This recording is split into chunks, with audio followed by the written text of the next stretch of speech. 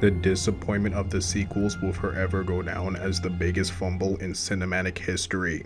Those treacherous fools over at Disney decided to tamper with what was previously established as canon, and now they will pay. Today we will discuss the failure of Kylo Ren and the absolute disrespect that comes with this character, especially towards the one known as Darth Kydus.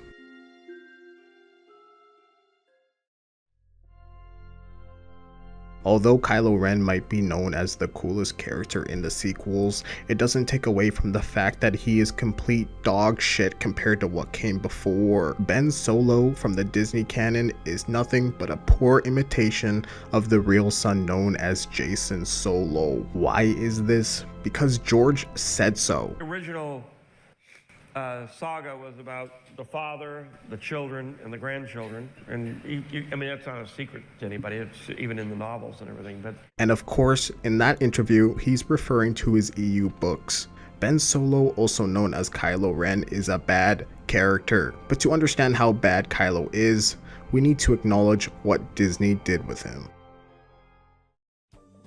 In Disney's Star Wars, Kylo Ren is the only child that was born from the Solo Skywalker bloodline. Kylo Ren, originally known as Ben Solo, was Luke's first and seemingly only Padawan. Luke rebuilt the Jedi Order, but he clearly didn't do a good job, because one night, Luke had a vision about evil Kylo, so Luke decided to kill him in his sleep. I can think of 1,000 reasons why this doesn't make any sense, but that's not what we're here for today. Ben Solo wakes up and sees Luke trying to kill him. Scared, Ben Solo escapes and comes back later with his Knights of Ren and destroys the Jedi Order completely. Not only does he destroy the Order, but also forces Luke into exile for reasons that make zero sense. After Disney turned Luke into a complete bitch, Ben Solo claims the name Kylo Ren, leader of the Knights of Ren. Who are the Knights of Ren? Well, we don't fucking know, at least not in the movies. Because of Supreme Leader Snoke's influence on Ben Solo, he decides to join the First Order. Who's Snoke? How was the First Order funded and built during the time of the New Republic? What was Kylo Ren's role? We don't find out about any of this.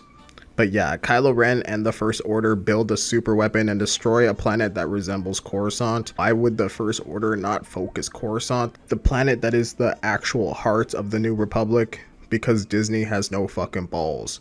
Or they're just dumb as fuck. I mean, fuck, if they blew up Coruscant, the disconnectivity between politics and war would make more sense, but since they didn't, none of this shit makes any sense. How does the New Republic immediately fall and the Resistance is formed?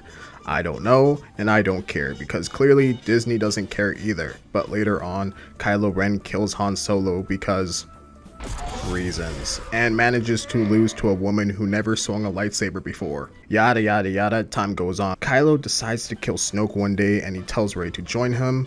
Please don't go this way. No, you're still holding on. Let go. Obviously, Rey declines, because like just before that, Kylo tried to kill his mom because reasons. You know, I really don't understand this guy. What does Kylo mean he'll finish what Vader started? That makes no fucking sense. Did Luke not tell you that Vader was redeemed? I mean, I get being mad at Luke, but why are you glazing Vader? He annihilated millions. Just because Luke had a manic episode, you decide to say fuck everyone? Disney lovers' excuse for this is the dark side, dude. And my response to this is, how idiotic do you have to be to come to that conclusion? Once you fall down the dark side forever, it will dominate your destiny, right? Well, unfortunately, that's not the case for Disney Star Wars, because all throughout episode 7 and 8, Kylo is complaining that the light side is pulling him, which is fucking pathetic. How are you saying that you want to follow Vader while the Force is telling you you ain't built for that? Luckily, the writers were smart enough to not establish Kylo as a Sith. But even as a Darksider, this is fucking pathetic. Although Kylo committed atrocities and even killed loved ones, he never unlocked any Darkside abilities. Kylo Ren is and forever will be an embarrassment to what came before. Now that we got all of that out of the way, let's discuss how Jason was written better in every single aspect imaginable. Jason Solo is the true son of Han and Leia, but Jason wasn't the only child. the Solo and Skywalker clan expanded throughout years and years, and by the time we got Legacy of the Force, there are 5 Solo and Skywalker children. Anakin Solo, known as the Prophesized One, was Jacen's brother who died in battle during the Vong War. Jaina Solo is Jacen's twin sister, also known as the Sword of the Jedi, with that title being given to her by Grandmaster Luke. Ben Skywalker, which is Luke and Mara's only child, is the sharpest and brightest for his age, mainly because of his unofficial master, Jacen. And lastly, Alana Solo, daughter to Queen Mother Tenel Khan and Colonel of the Galactic Alliance Guard, Jacen Solo. Just from this intro alone, we can see how successful the expanded universe was with their world building. Jacen Solo's story does not start during the Legacy of the Force, but because Disney sequels base their movies off this series, I will compare Jacen within Legacy of the Force today. But just know expanded universe series like New Jedi Order or Jedi Academy are world-class books and absolutely obliterate the sequels. At the start of Legacy, Jacen Solo is a commander of the Galactic Alliance Guard. The Jedi, although back on Coruscant, do not choose sides when it comes to politics.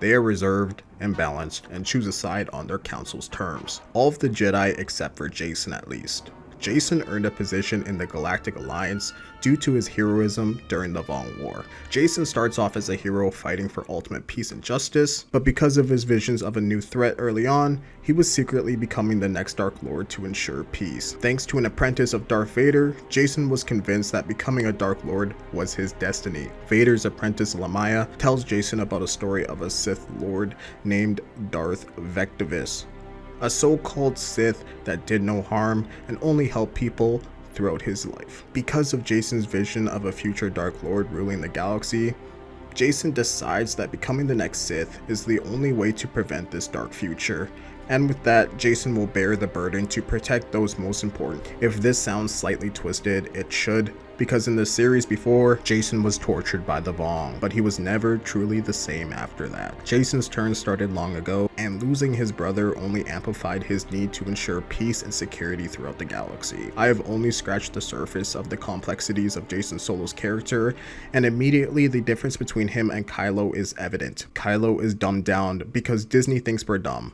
Isn't it obvious? Kylo turned to the dark side because Luke Fake Walker tried to kill him in his sleep. Jacen took the path of the dark side because of a Force vision that's debatably worse than Anakin's. A Force vision of a Dark Lord ruling the galaxy once again. And after the galaxy nearly getting purged by the Vong, Jacen Solo wasn't willing to take any more chances, so in order to prevent all of this, Jacen wanted to learn the ways of the Sith to save the galaxy and the ones he loved. As the Legacy books continue, it becomes evident that the dark side is a slippery slope for anyone, even someone who is as knowledgeable of the Force as Jacen.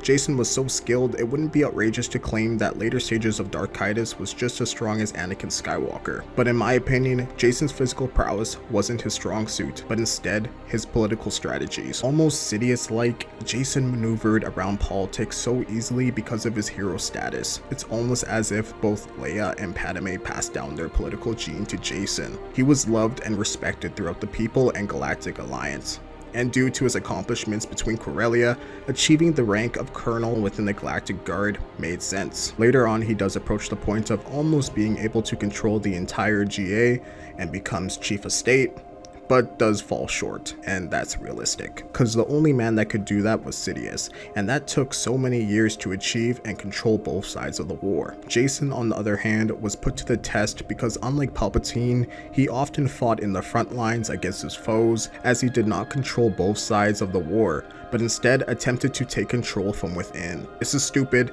there is no discussion, Jacen Solo is blatantly superior.